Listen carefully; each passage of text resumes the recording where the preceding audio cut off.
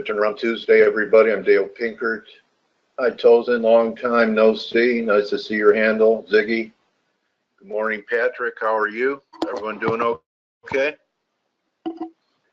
So, last week in the Aussie, I was talking about buying it here. We've had equality now. So, it was good for 100 pips from last week. Kudos to Blake, who was pounding the table on it yesterday before all the Aussie data. That was good for about 60 pips. Now we're against, on the 4-hour, the 200-day moving average. We'll probably get a pullback here, guys, but I think we're going to penetrate the 200 eventually, and that it will be bigger than equality. We'll get some type of pivot extension of this move here, from here, that could take it to the 77 handle or better, maybe 77.40 or so. So that worked out pretty good. I want to talk a little bit about EG here. Kudos again to Blake Morrill, who wrote it down, and Nick, who's had a sell here. Blake saw Gartley down here. We've had 2 drives. I'd like to see one more drive down here, and actually I favor it. And I think to a lot of pound bulls, and there were lots of reasons to be bullish of pound, that it's a possibility that may have been it. So we do have a confirmed high here on the 4-hour, but I'm looking maybe for one more high in the pound to give me a better entry, one more low here in EG. So I'm on the lookout for maybe 87.40 or so in EG. Here's drive 1. This drive right here held above 30 on the RSI. So I'd like to see one more shot down to give us a 3 driver. And then I think you could buy it because I still think that the euro, although it's been dogging it compared to the pound, that after this break, maybe back down towards 18 or so, still looks incomplete to me. I still think this high is going to be taken out in the euro. Look at this reading that we had on the RSI, like 82-ish. I know it diverged a little bit from here, this high, but these aren't the kind of momentum readings that you get at a significant, important turn in the euro. Everyone see that? Give me a Y if you understand. Most of my reversal signals on 3 drives or divergences happen under a 70 reading, not at 82. So perhaps we get another test of 18. What would concern me risk-wise would be trading back under 117. So I'd be looking at this as a pullback buying opportunity. Maybe we get one more shot down in EG, one more pullback here in the euro towards the 18 level, and maybe it's just an A, B, C, and then one more lift off to take this out and give us a 120 handle. You got it? Sleep tight, baby. Everyone with me? Okay, so we know the Aussie, I'd be looking to buy a break here again. I don't think that we're going to fail, go to new lows yet. I still think there's some stops to be taken out. We've taken these stops out now. So some of the bears are gone. I think we're going to have to take out the bears over this level and eventually this high. This is a grand prize stop hunt right here over 77.29, 77.30. So I'm not even going to be thinking about shorting it till we clean out all the bears, because my thesis on the market is that Mr. Market's a real mean guy, and Mr. Market tries to shake out as many participants as possible before the move they're looking for manifests, then most likely without them, because it takes a pro to be able to be stopped out, take a loss on the same instrument, and recommit to it. So looking for all the bears to be shaken out above that 77.30 level before there's a potential for another good decline. I think it lines up pretty good with what Greg is thinking here. So again, I think the people that don't have our traffic light page need to take a cab instead of driving the markets themselves. So invest $1, that's all it is right here, to test drive our traffic light page. So there is a link right here in the webinar. I know some people show up late because they don't want to hear me pitch it, but I'm not pitching ForexAnalytix. I'm telling you that this is going to help you achieve what you want to achieve as a trader.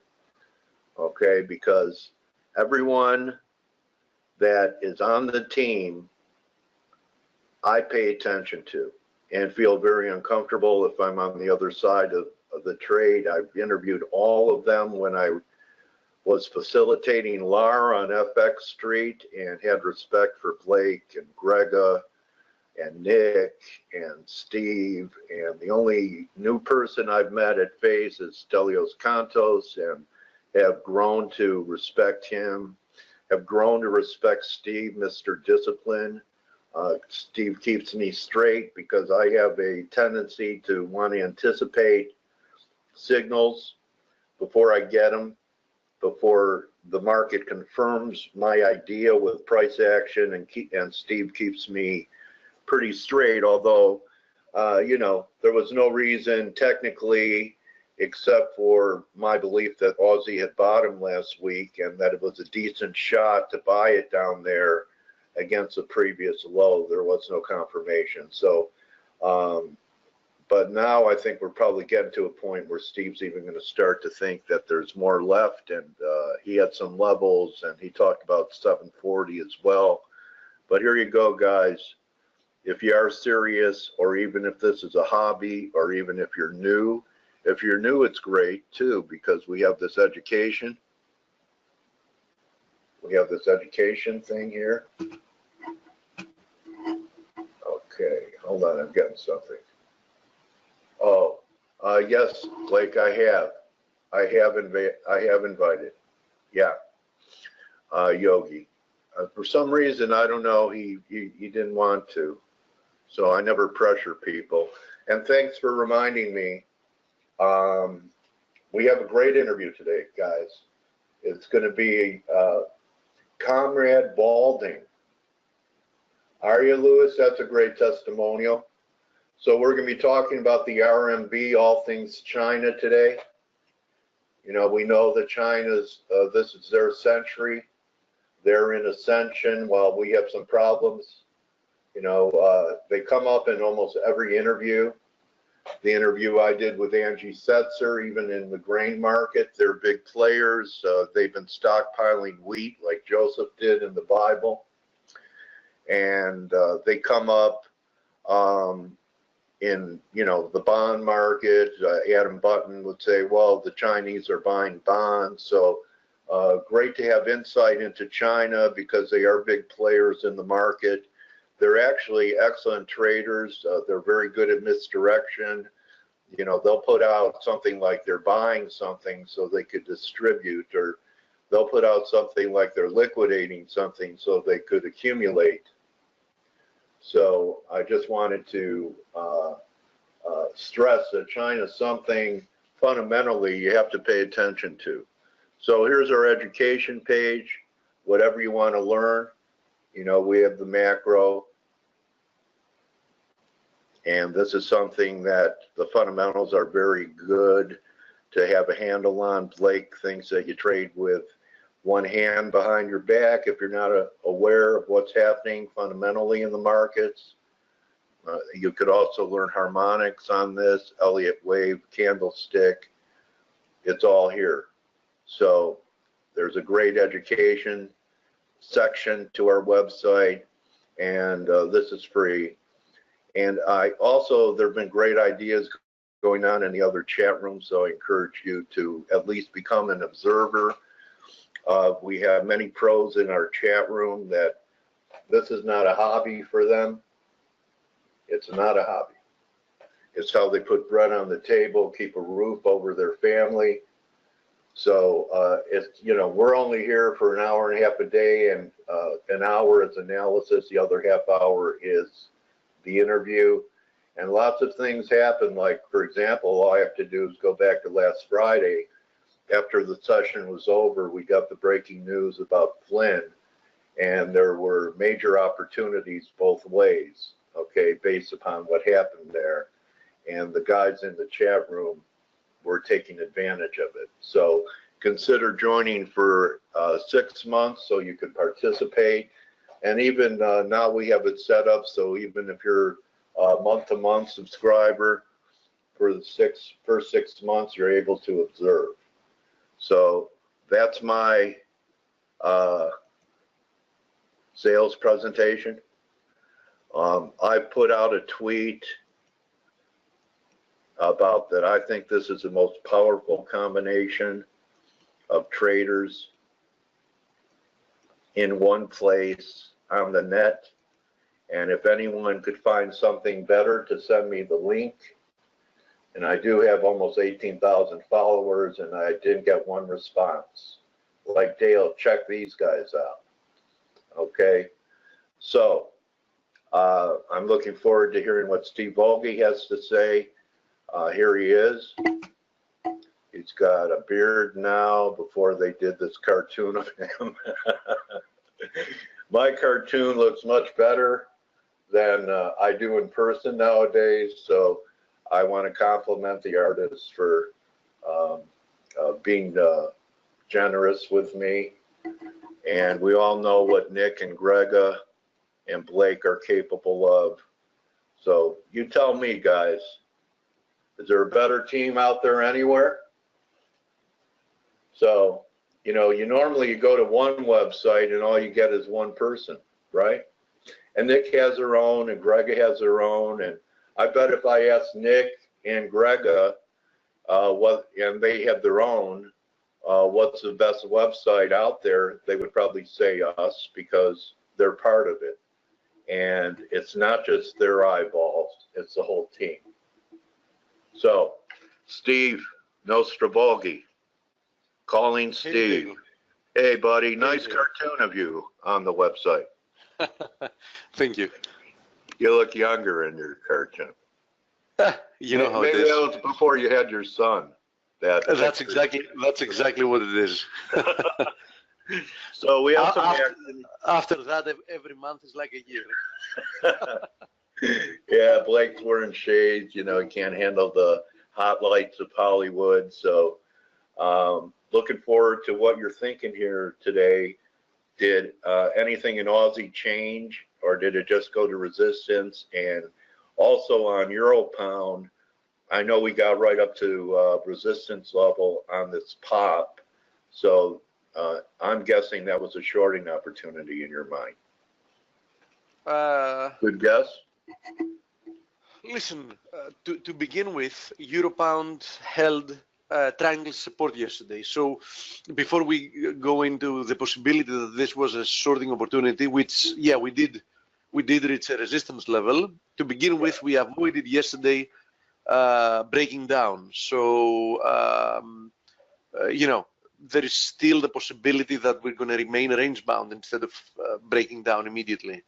Now, of course, you know, we're going to know pretty soon because for the past 4 days, the Euro Pound has been riding the 200 daily moving average, which is just above the triangle support. And want to take the charts over, buddy?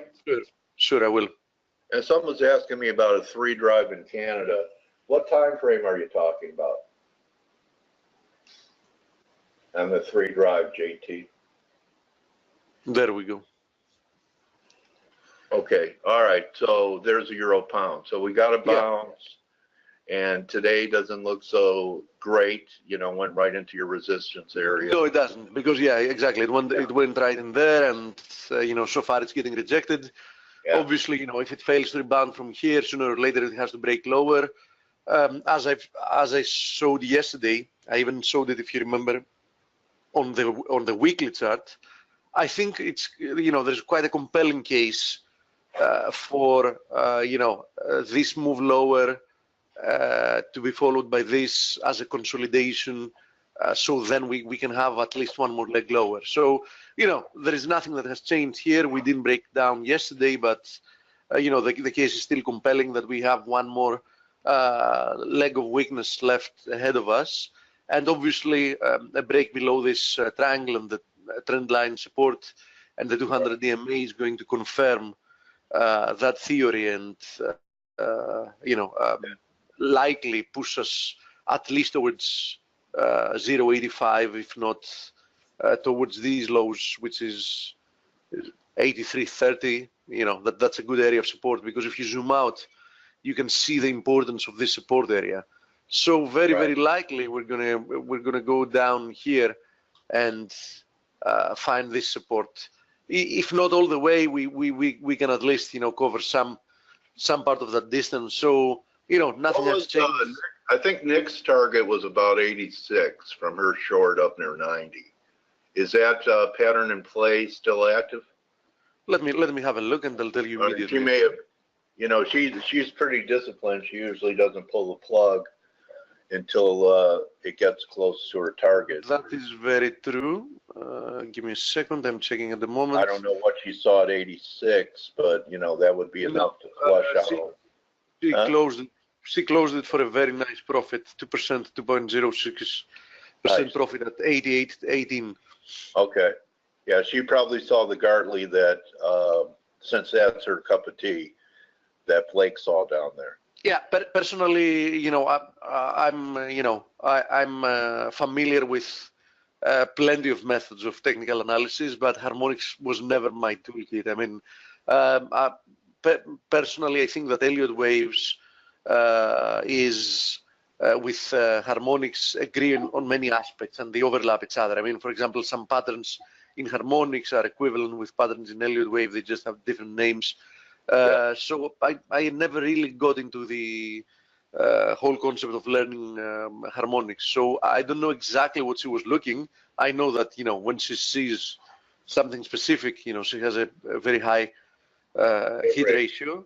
But regardless, I have no idea what she was looking, and I'm still inclined to believe that the break below there should extend for at least a couple of hundred pips. So I think that being short as a trade is not dead at the moment. Okay. We need confirmation, of course. Selling right here on support makes no sense, obviously. If you sold the spike today, it's a different story. But on a break below here, I think there is a compelling trade still here to be taken. Got it. How about yesterday was very news driven in Asia with Aussie data. Anything change for you there in Aussie? Not really. I mean, we did get a reaction higher.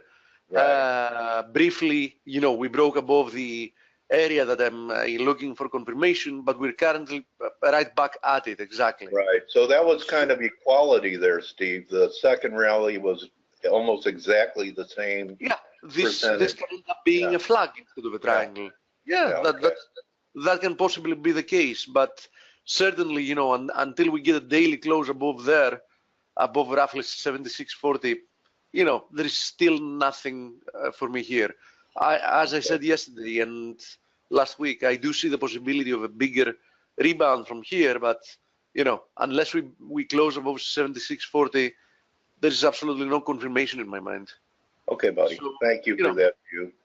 Still holding and not doing anything here. Same applies to Kiwi. If you see, the Kiwi is still in a triangular formation, with the triangle's resistance being the extension of the previous channel support. So as you see, this is quite a powerful trend line. I mean, it has proven itself both as support and now as a resistance.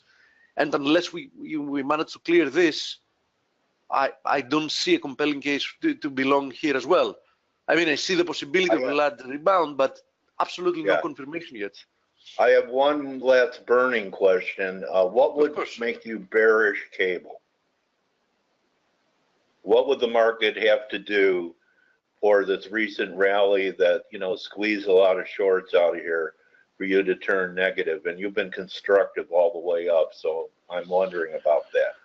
If you're getting the pullback you were looking for, to the triangle, this was actually a buying. This is a buying opportunity for you. Yeah, this can be a buying opportunity. I'll tell you, for me to be thinking that the bullish scenario has failed, I would need to see a break below this area of support here, because unless let me show you. Yeah, this one. Okay. This one. Got okay. It. So I could even see a possibility of a retest of that area and rebounding.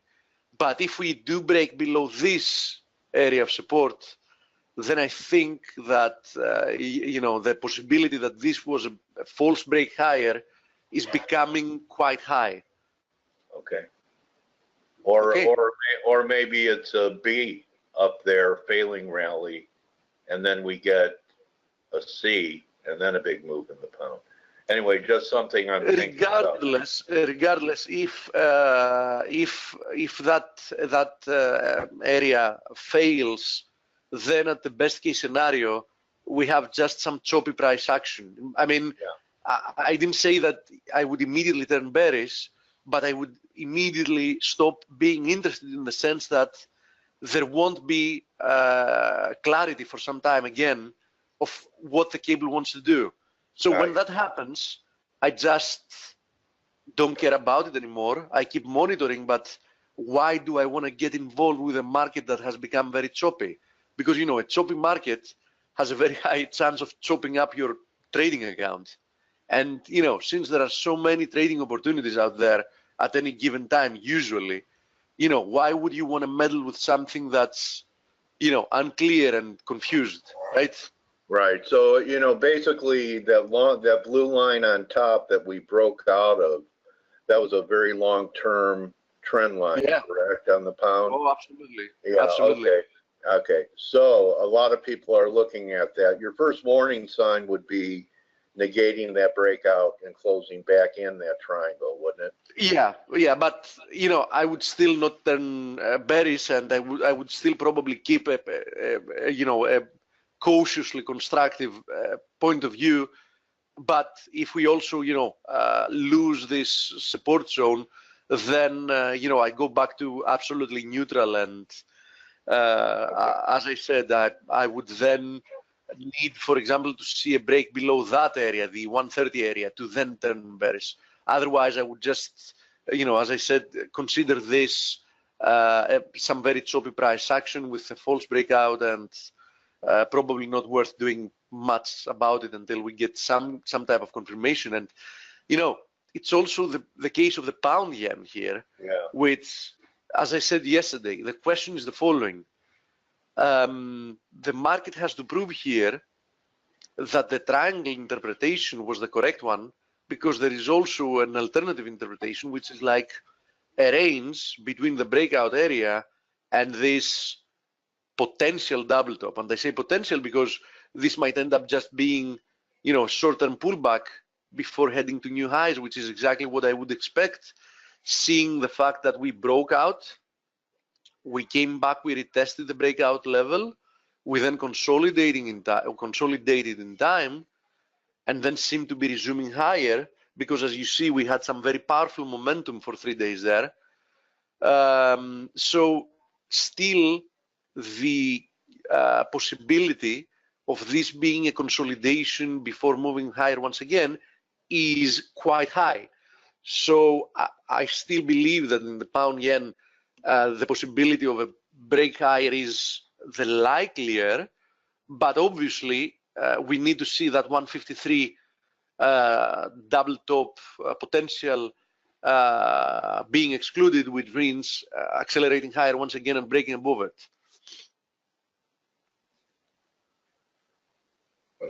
So I think that's the case with the pound, both against the dollar and questions. What's on your radar? I have to say that not very much. I mean, in comparison to what we talked yesterday, there are a couple of things though that I want us to have a look at, because there are a couple of things that have happened here. One of them is the rejection we had yesterday in the SPX. It was quite funny, actually, because as you saw, Trump tweeted yesterday that, it's going to be a wonderful day for the markets, although the markets ended up, losing almost many of them closed in negative territory, despite opening with gaps higher. And, the SPX actually gapped higher, tested this trend line resistance and the 261.8 of this little correction. Right there. Yeah, and then just posted a bearish engulfing. Kind of like what the Nikkei did at the high. Only that I think it was a more negative candle in Nikkei. Well, the NASDAQ seemed to have led the way to the downside yesterday. Yeah, but something, although the NASDAQ has lost this little channel, this ascending channel, it's now retesting that area, right? First of all. So this is one area of support. Second of all, it's some horizontal support, as you see here. Third of all, I can even see the case of this being, just a simple ABC. Yeah. Yeah. And it'll go to the 2618. For one more high into Christmas, New Year. Yeah, it can be the case, but I think that the next couple of days will shape up better. The scenery, and will show us better what's happening here with stocks. Also, the IWM had a bearish, the Russell had a bearish engulfing yesterday. The Nikkei is making an attempt of breaking below this formation that can prove to be corrective, after this move lower. But if the Nikkei wants to have another leg lower, it really needs to do it now. I mean, it really needs to start moving lower from here. I think that a key level is 22,330, 20, 40, somewhere there. If we close below there, I think that the chances of another leg towards at least the 38.2 is quite likely. So what I talked about yesterday in stocks, that doesn't mean that we've turned bearish, right?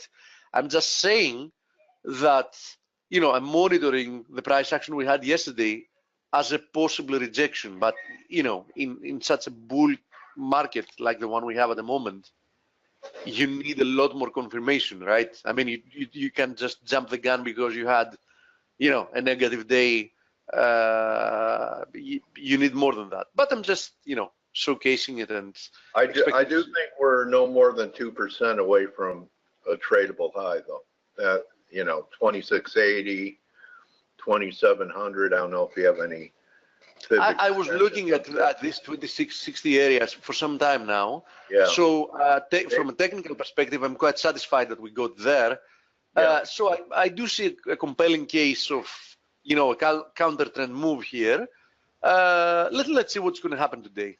Let's see what's going to happen today. I think it's going to be an important day, because obviously, if we just ignore what happened yesterday and we move towards the highs once again, yesterday didn't mean anything. But if we see some follow through, new week, new month, right? We've talked about seasonality plenty of times. That's going to start meaning something to me. But I want to see at least one more negative day before, speaking with some conviction about it. You have a view on CAD, and I'm going to step away. Someone's asking about the loonie, and I'm going to step away. Absolutely, it's one of the things I'm actually looking, because the loonie has been trading in this range. We were looking at it as a triangle, but now that we got rejected from that high, it's possibly a range. And today so far we seem to be breaking below the range's support, which is also confluencing with the 50 DMA. And I think that the close below here, oops, it's actually accelerating lower as we speak. A close below here has a high chance of extending at least towards this support area, which is the 124 and change support area. So daily close below there, I think is definitely quite a bearish development for the loonie, and they would be looking lower, at least another couple of hundred pips lower. So, you know, quite an important day for it as well. Same thing with the USD NOK. It seems that it finally wants to follow. I was looking, you know, that if we break above this resistance, the well-defined resistance, we had taken a short there. We took some good profits. The other half position was stopped out at break even. And I was looking for the possibility of a little extension to the 840 area, which I had an order to go short again. But we might not even get there. We're going to see. So I'm currently not involved with it anymore, but I want to be on the short side. So I don't know what I'm going to do. I might jump the gun and short it if we actually keep moving lower, like half a position, and keep some dry powder to short it if we end up rebounding again.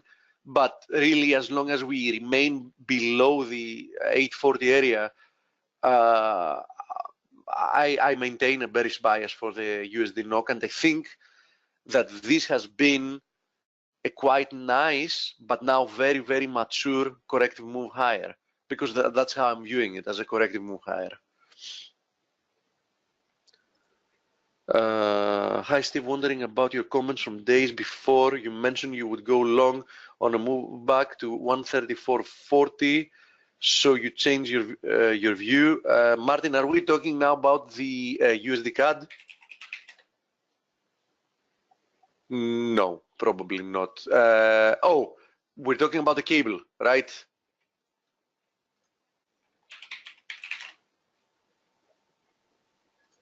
That I will be buying a retest of the 134 area. No, I didn't change my mind. I'm monitoring it. You know, I didn't want to go outright long because I wanted to see, you know, exactly what's going to happen. I lost my opportunity yesterday. Yesterday, I have to be honest, I would be, if I was in front of my computer, I would be buying the low because it was a perfect retest of that area. But then, you know, I missed that train because I was busy with meetings, etc. And, you know, I just didn't want to buy it higher, wanted to see how price action is going to evolve. So I'm going to tell you that I'm still interested in buying the cable. I want to see it stabilize and show me a little bit more of a price action. So for example, if I see something like this, like this kind of a formation holding, and a little bit more price action somewhere there, and then stabilizing, and then seeing like an impulsive day higher, I will be buying it most probably. So I still believe, as I said before, that you know, the cable is bullish, and I think it's going to remain bullish even if we break even a little bit lower from this trend line. USD CAD we just covered. Yeah, I got it, mate. Euro Kiwi and Euro Aussie. Yeah, sure. Although we had a look at them yesterday, and I don't think very much has changed. We said yesterday that, you know, a confirmation for the Euro Aussie that a deeper pullback is starting was the break below this area. We got that. So now we're clearly on that part of the move. So I think this confirms that a deeper pullback is underway. But as I explicitly mentioned yesterday, that doesn't mean that I'm turning bearish, right?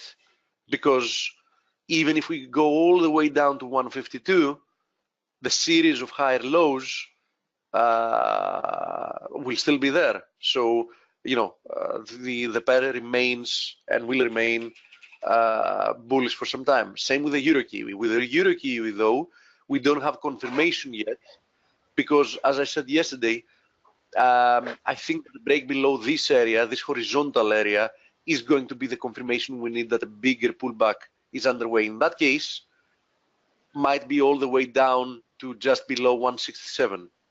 So as I mentioned it yesterday, a very compelling case, and I said it on Friday as well, I see a very compelling case for a counter trend, for some counter trend opportunities in the euro pairs.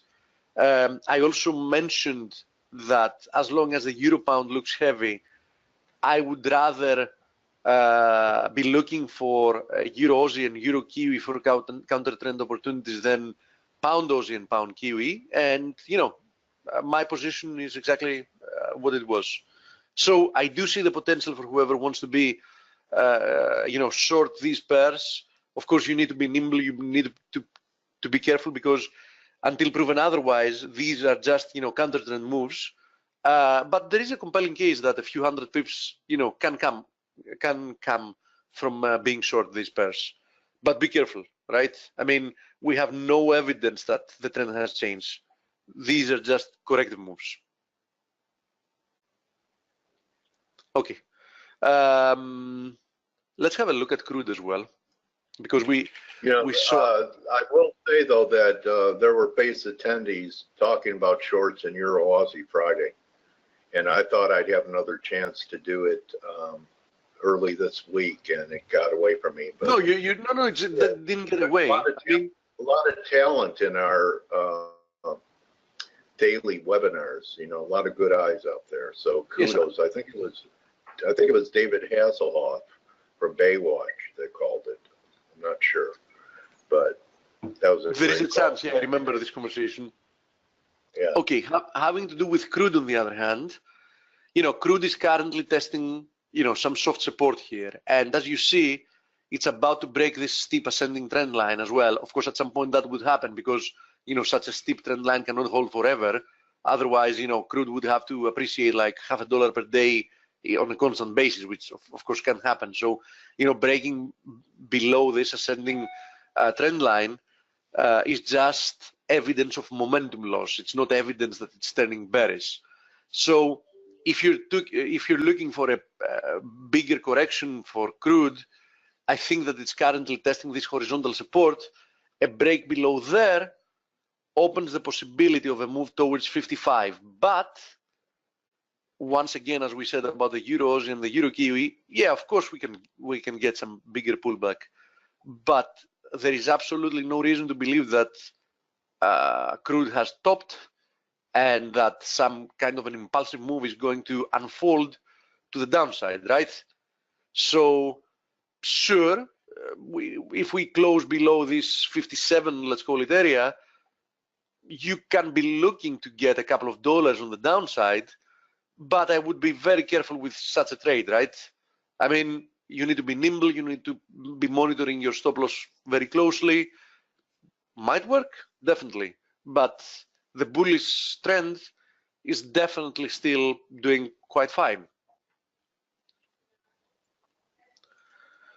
Pound Aussie and pound Kiwi, euro weakness or Aussie Kiwi strength? Bill, in this case, it's more like euro consolidation and some strength coming in for Aussie and Kiwi. So I wouldn't say that the euro is currently weak. In my mind, the euro is simply consolidating before another move higher, because this looks like a short-term triangle. And as Blake has said, and he showed on the week ahead video, this is likely a big bull flag on this bullish trend that started from the very beginning of the year. So I don't think that we have any evidence to be bearish the euro, but that doesn't mean that for a little period of time, the Aussie and the Kiwi cannot overperform whatever the euro is doing, right? Because if we want to speak for a medium-term view, I maintain a bullish bias for the euro and I maintain a bearish bias for the Aussie and the Kiwi. But as I said, that doesn't mean that for a few days, for a week or whatever, they can't overperform the euro. Nothing moves in a straight line, right? Yeah, Australia had some pretty good data overnight. And good morning, Steve and Dale. Good morning. Good morning, Blake. Australia had some pretty good data overnight. The RBA came out and they removed some low inflation data comments, which, Good intuition on that, Blake. With the Aussie,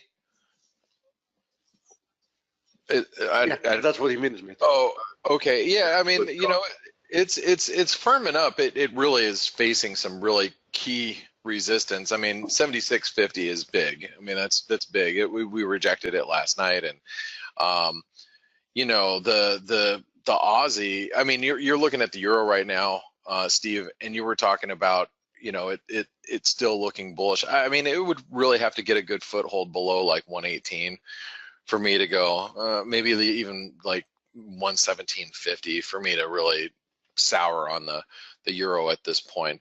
But I mean, we're you know, we're still holding up pretty well. The problem that I see is the dollar index is actually probing a downtrend line right now, and that's like probably the biggest issue at the moment. You know, that the dollars you know, could start to rally.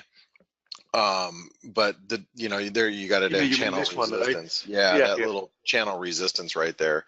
So we're probing that, and so that could allow the dollar to squeeze higher. But we have ISM data in about an hour and change, and that will probably be fairly influential regarding the dollar and what it's going to do. It's interesting to watch the U.S. dollar Canadian continue to bleed away. Do you see the big double top on the dollar Canadian? Huge. Yes, and you know, I was looking. I mentioned it before. Probably you weren't here yet. I mentioned that initially I was looking at the loonie as having a triangle formation there, but as it seems, it's likely a range, and you know, the break below the range support triggers this double top, which you know, has the potential of bringing us down back almost to 124. Yeah. So I think the daily close today is going to be quite important. Also, the range support is confluencing with the 50 DMA, Blake. That's what I showed before. Oh, okay. And you know, I'm telling you, whenever I see the Canadian going one direction, it really makes me hesitate on trading counter trend the dollar. So for example, we have the dollar Canadian that's really breaking down, and that's following obviously the jobs report from Canada on Friday, and then you had stronger trade data today. You know, it's leading this dollar. We're not even seeing like much dollar weakness, but if the U.S. dollar Canadian stays weak, it makes it very difficult for me to be long the dollar. Yeah, right. I mean, and then I'm talking against anything else too, you know. So so anyway, the dollar Canadian's on my radar. I actually I shorted it ahead of the numbers earlier this morning, and then I closed it just a little while ago, just, you know, scalping around, made a few pips. Fortunately the data worked in my favor. I saw it already breaking down. I mean, it's been pretty obvious, you know, since this morning, actually in Europe when it cracked through 60. So but I think we have to wait for ISM data today, and I'll tell you, the pound, you were talking a lot about the pound, Steve, and Dale earlier this morning, and here I'll go ahead and take over because I know you've been doing it for a while. So give me a second. Okay, you should be able to see my screen. So here's the Aussie. We were just talking about the Aussie. I think the Aussie really has to break this 76.50 in order for it to be bullish, and it's, you know, it's a level that we've been looking at for a while. But if you go to the cable, as Dale mentioned, and I think you guys looked at it today, it came down and it retested the triangle breakout point today, and you can see that spike lower on the PMI data, because it was services PMI that really sank the pound. Now, of course, everybody's a little worried about, you know, the Brexit deal, but look, I think they're making progress with the, you know, they're trying to tackle the Irish border. You know, I think that's the big stickler right now. But they're making progress, and more than likely they're gonna you know, navigate through it. What they need to do is crack open the 6-pack of Guinness Dark, and they'll get it done. And the Irish can provide it. So Yeah, and that might be you know, the catalyst that pushes the pound higher. I'll tell you that despite the weak data, and we had the services PMI, I think, came in like 2 points worse than expected. Let me double check that. Yeah, 1 point something, but anyway, yeah.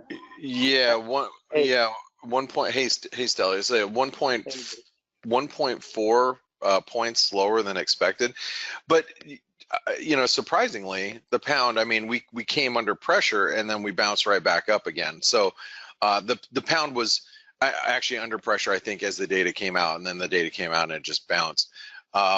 So you can see there is support here in the cable, and I would still say, you know, be very hesitant to be short. I actually bought some more cable overnight at the 38% retracement. So I bought it here at 34.25. Now I bought it while I was sleeping, so it went right through my order and filled me.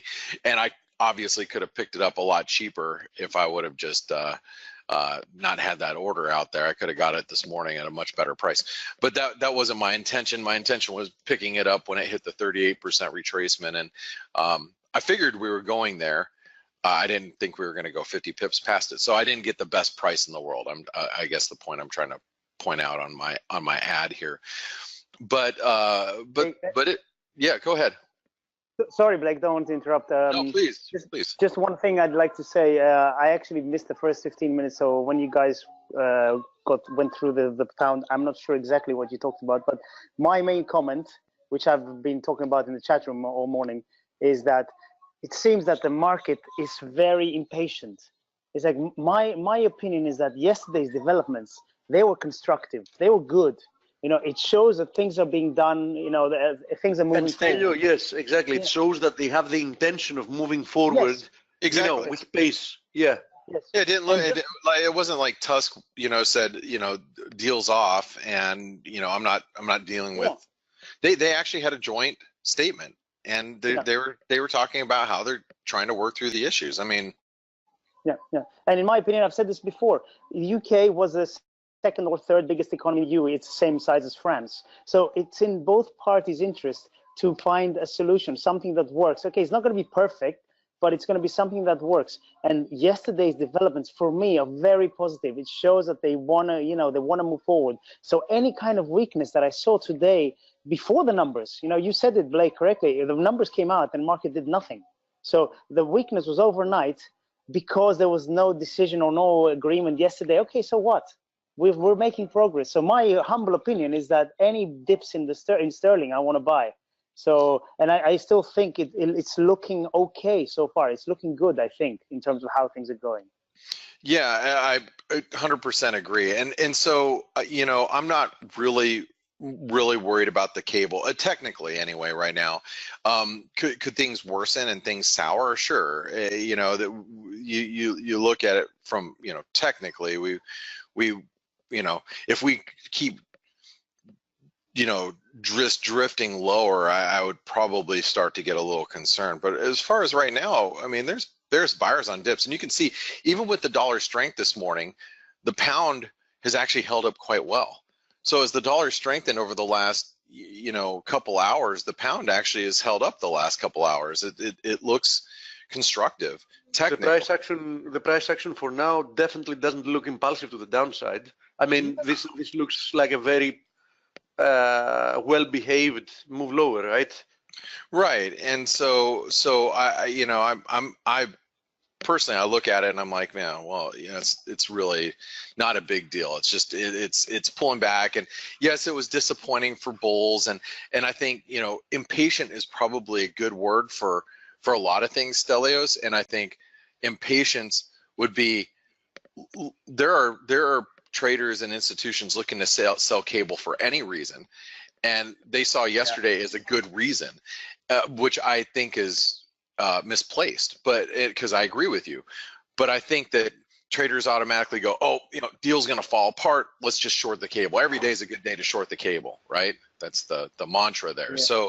So they probably are just, you know, free ball and shorting the cable across, you know, many currencies, not just the U.S. dollar. But I will point out that the pound yen, the rejection of the pound yen was pretty significant yesterday. This is significant. I don't know if it's more significant to look at the pound yen from the eyes of a yen trader or the eyes of a pound trader.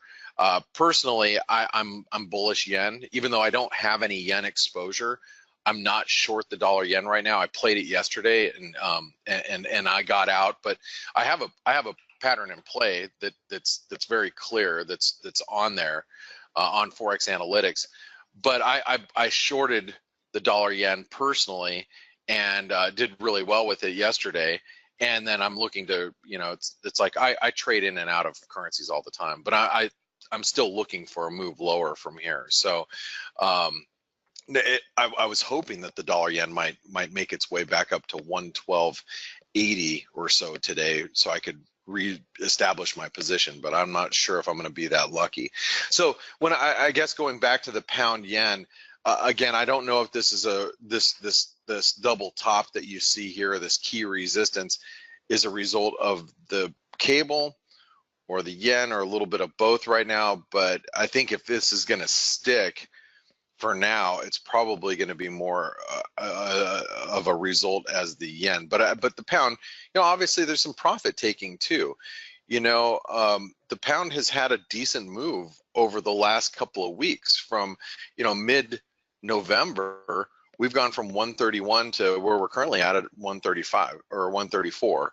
So I mean, and we went as high as 135. I mean, we had a decent run higher in the cable over the course of the last couple of weeks. So to see it pull back a little bit is not surprising to me. And as Steve pointed out, I don't think it looks impulsive either. You know, not like, you know, impulsive meaning it's, you know, an explosive move that now you have to start really respecting it. Right now, this is just a consolidation, a pullback of a fairly bullish move that we've seen as of late. But you know, this is one thing that I am a little concerned with. You can see the dollar. This is our, I think we called it our sparkly confetti rainbow line, you know, whatever line of resistance, we gave it a bunch of names the other day. But the dollar index is really probing that downtrend line. So and whether we break it or we fail here again is probably going to be more of a result of what happens with STEM today. I think the ISM here in the next hour is going to be the driver of here. But Stelios and Steve, I'm sure you guys would agree, the economic data out of the U.S. has been pretty strong as of late. We haven't, you know, the stock market has obviously been strong, but the U.S. economic data has also been very robust as of late. Would you guys agree? Yes, definitely. Yeah, on balance, yeah. Yeah. So with that being said, you know, it's hard to, you know, I look at, we have ISM services data today. This is the non-manufacturing data today. It is expected to turn a little bit lower, but the bull bear line or the boom bust line for ISM is at 50. We're expected to print above 59 today. So, and we've been printing in the 60s. So this is again, the data that we've seen out of the US has been strong and giving us, you know, giving the dollar the benefit of the doubt. So I would have to see a pretty subpar print today in ISM. I think a pretty, if we print like let's say we were below 59 in the services data today, that could quite possibly really weigh on the dollar. But I wouldn't necessarily assume that that's going to happen. The data has been strong. Even last month we printed above 60 in ISM. So so anyway, that's how I feel about the dollar, and I'm hoping the dollar gets a little bit of a goose after the ISM and the dollar yen, you know, makes it up to 112.80 or so I can sell a little bit of dollar yen. I'd like to reshort it, and you know, I'm hoping that's where we where we go today. Blake, Yes. I think we have to ask ourselves, I agree with what you're saying. I think we have to ask ourselves, if numbers come in strong, what will the market go to price? Because at the moment, we're pricing fully December rate hike, and I think 45 or 46 basis points for next year, something like that. I need to check. So 2 more hikes. So if we get to pricing 2 more next year, plus the December one being done, I think that's a good spot to say, right, what's the risk here for it to be more or less than that? I forgot to mention, I listened to the Goldman Sachs call yesterday from their what's his name, hiatus. I say it's hiatus, but I just totally hiatus. Yeah, I totally mutilated his name. However you say it. Goldman Sachs is expecting 4 rate hikes in 2018. Wow. I'm selling there. I'll take the under. I'll take the under. Yeah, well, but this shows you where the big money, what they're thinking is right now, which obviously, I think is at risk of not meeting expectations. But they're looking for 4 rate hikes in 2018, and that's those are some pretty steep estimates. But again, and it kind of just illustrates to you, how things could change, especially if the data starts to sour from here. Those expectations that are very lofty, and that's Goldman Sachs, and who knows what Morgan's thinking right now, and Credit Suisse and whoever, if their expectations start to shift a little bit to the downside, there's a lot of room for the downside, and that takes me back to the dollar. So and the dollar is obviously trying to make a push here, and this is a nice little stop run in the dollar. I wouldn't get too excited about the dollar until after data, personally, but this also really shows you that look at how the dollar has performed amidst very lofty expectations in the investment community and all the way around. If that turns, that sentiment turns, the dollar is in for a hell of a ride lower, in my opinion. Right? The dollar is on very, very thin ice, in my opinion. So anyway, I mean, and that doesn't mean that I'm talking longer term. I'm talking, when you start looking at, the risks involved of the dollar index, coming back down to the mid 80s, we may pop up to 94, 95 before rolling over again. Who knows? But I think the longer term expectations of where the dollar is versus where it may go, I think are probably a little skewed. And that's if not only Goldman Sachs, but more investment banks, bigger investment banks are in line with that type of thinking. Things can shift, and if things shift, it could really put the dollar on its heels a little bit. So anyway, those are just some thoughts. Dale, I know. Do you have an interview today? I do, Blake. We're going to be talking about the RMB with Christopher Balding. Nice. Okay. Awesome. So that's going to be a really nice conversation. And one of the questions maybe you want to ask about the renminbi or the yuan, and that's what you guys are going to be discussing today. Yeah. Okay. Is the relationship between the renminbi and the yen, and a lot of people cue their yen positioning off of what's happening with the renminbi, and so I think that will be a very interesting conversation for you guys to have. Okay, your question will be asked, boss. All right, sounds great. Hey, Dale, I'm going to pass it over to you guys. Stelios and Steve, thank you for being here as always, and Dale, thank you. Yes, thank you for being a great host as always, Dale. Thank you, bro. And just a segue as I'm getting ready to bring Comrade Balding on, and I hope I don't get blacklisted like the people in Hollywood did in the 50s. This is for you, Stelios. You either have to learn to be patient or become one. So, knowing that because I've become one. Let's see, Chris, comrade, I'm passing the baton to you. Looking forward to hearing your voice, and thank you for joining us today. Also, you have that screen share option available. So a picture speaks 1,000 words, and appreciate you joining us today. I'm looking forward to it because I don't know much, and before Blake asked me that question about the renminbi and yen, I had no idea about that either. So very nice to meet you, comrade.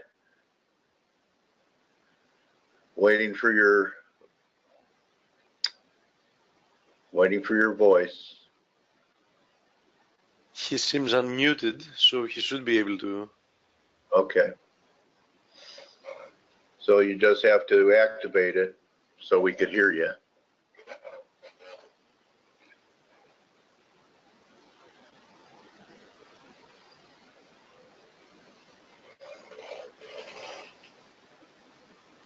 I'm hearing some background noise or something. As he's unmuted. So, Chris, you having trouble with it? Getting the mic to go?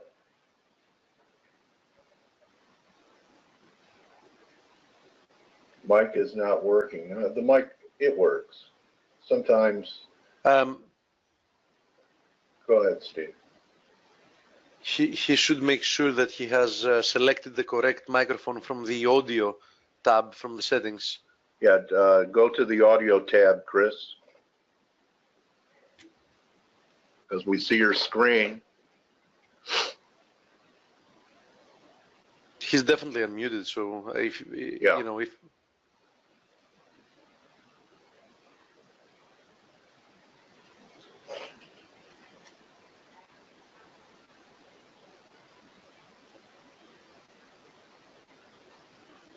Can you tell us, type in the question box what you're having an issue with?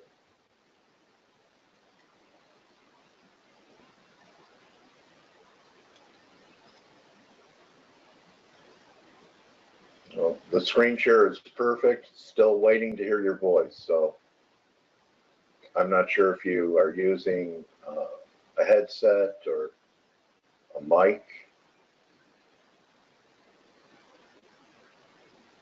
It says presenter offline here, and I think the screen is frozen as well. As you see, the index has stopped moving. So I think we've lost him. Perhaps he's trying to reconnect. Yeah, he's offline. Yeah, Velu's saying he's offline, so he's probably logging out and coming back in. We'll hang out for a few minutes because I was really looking forward to learning today. We're growing or dying, and you know, I don't even know the difference between the renminbi and the yuan. Is one an internal currency and one is external? I have no idea. It's like crypto to me. If it was crypto, it would be parabolic. That's the only difference. Yeah. But as far as like somebody wrote, you know, a comment before when I said that, you know, nothing moves in a straight line. oh, yeah, I saw that. Except, yeah, somebody else cryptos. Yeah. Yeah, and you know, It's so far I'm that's looking at the 500th drive to the top here in Bitcoin. yeah, at least 500. It's been diverging for for about a year now. Yeah, And thousands of dollars. So yeah, but at some point, you know, it's going to implode and it's going to be spectacular. But you know how it is. This is a crazy market. I mean, it's, you know, there's no prediction you can you can do. The only prediction you can safely do is that at some point the vast majority of the people that will have piled up, you know, near the end are going to be chopped up and left without accounts. I can tell you that much with absolute certainty, because at some point it's going to, you know, lose 50, 60, 70% of its value within a few days. all right, he just sent me a message that the program shut down. I'm going to tell him to try to log in again. I think he's in. Asia somewhere. I'm not sure if he's in China. Maybe he's in Shanghai or something like that. It's too bad. I hate these technical things. Because, you know, I wait for months. It's in the program, unfortunately. Yeah. Ron, it says maybe Russians hacked his screen. Yeah. There. What if he had an EMP attack? They say. Yeah. So we'll see if he comes back in. I just sent him. Yeah, and it's too bad because, you know, China is an extremely important chain in the global economy at the moment. And Oh, yeah, this is their century. Oh, yeah. They're on the ascension. Yeah. Yeah, and you know, a lot of people are not really paying close attention to the renminbi while they should. You know, it's and you know, it's going to be very important, you know, for the near future as well. We need to see, and you know, I was looking forward actually to listening to his. All right, I think he's back, and I'm making him the presenter again. Oh yeah, I see that he's back. I can confirm that. Let's see. I see you, Chris. Yeah, we can hear him as well, I think. Yeah. Hey, Hi, welcome. Chris. Yes. Hi, comrade. Good. Can you hear me there? Yes.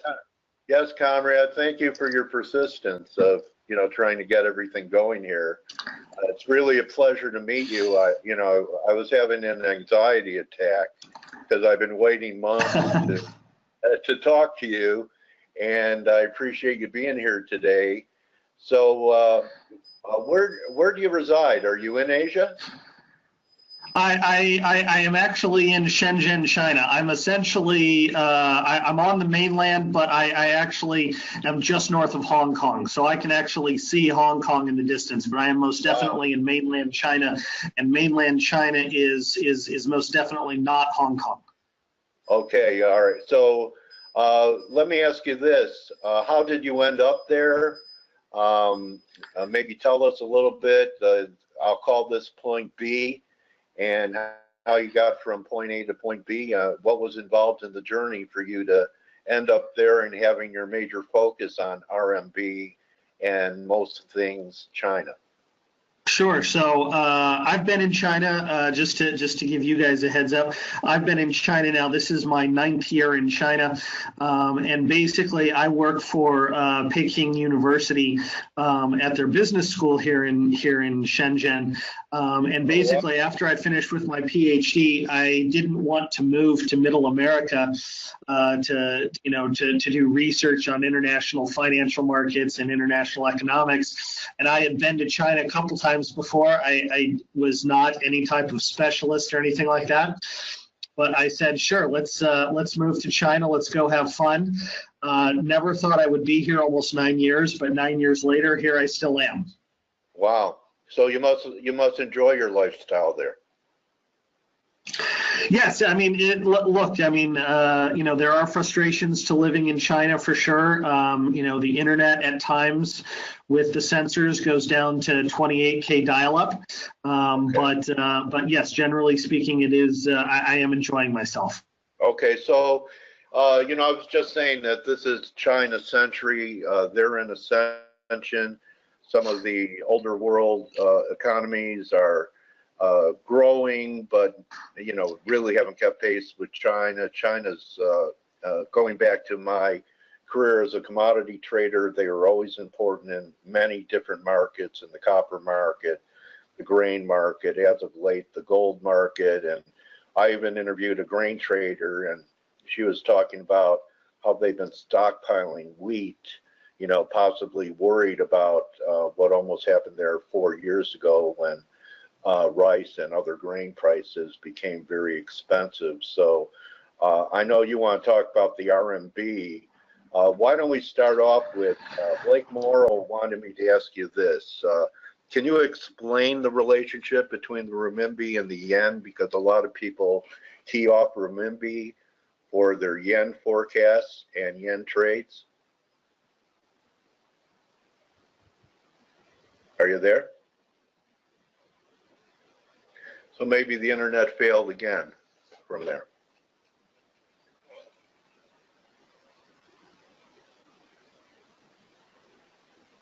He's offline again.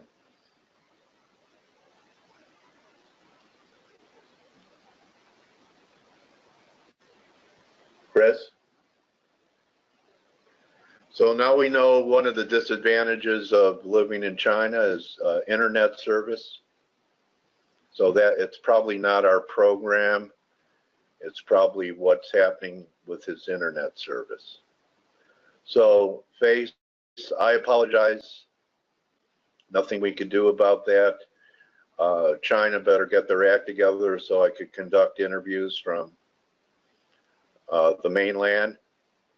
And I believe that we lost Chris again. So what do you think, Steve? Should we just call it a day?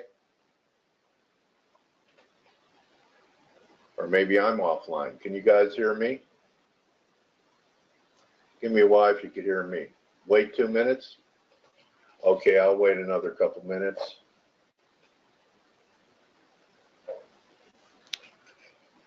He's offline again. So it's obviously an internet issue.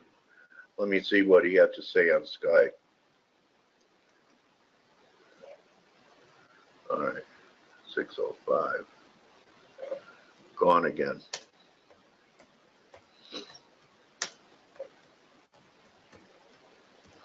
So my question was too long. Are my questions too long, guys? I have someone else scheduled for tomorrow. China censored me.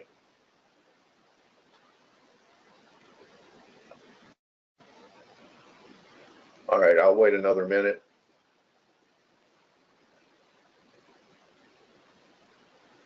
It's too bad. Yeah, he's offline. We'll try one more time, one more minute or so, and then we'll give it a wrap. Yeah, it's just a bad connection. Okay. So,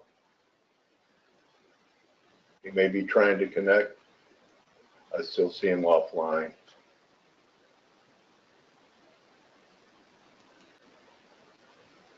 So let me just give you a quick update. I do think we're going to get the third drive down here in Euro Pound. Although the Aussie has pulled back, I still think that there's a shot for it to take out 76.50. Euro is approaching that zone I was talking about. Keep an eye on this right here as a possible low. Looks like it's setting up some type of wedge formation here. So, you know, maybe a shade under 18. Looks like about 1780 or so. Maybe we get the turn tomorrow because I still think we're going to break out. Kind of looks like a flag here. Like I said, if you have a bullish bias and we know that small specs are very long, commercials are very short, that's why I'd like to see it hold here and give us one more rally above 120 to get short up there. So keep an eye on this level as well. And we'll see what happens, maybe another 50 pips lower or so on Euro Pound. Different. Really, John? Okay. Well, he's still offline, so I'm going to wrap it. Good hunting the rest of the day. I'll reschedule, Comrade Balding. And everyone have a great day. See everyone tomorrow. Good hunting. And remember, don't just count your pips, count your blessings so you have a good connection. And I'm calling it a day. You're very welcome, Kevin. You're welcome, Dan. See everyone in the other chat room. If you don't have access yet, at least join for a month so you could hang out with a lot of professionals after Face wraps up every day. Okay, guys and gals, adios.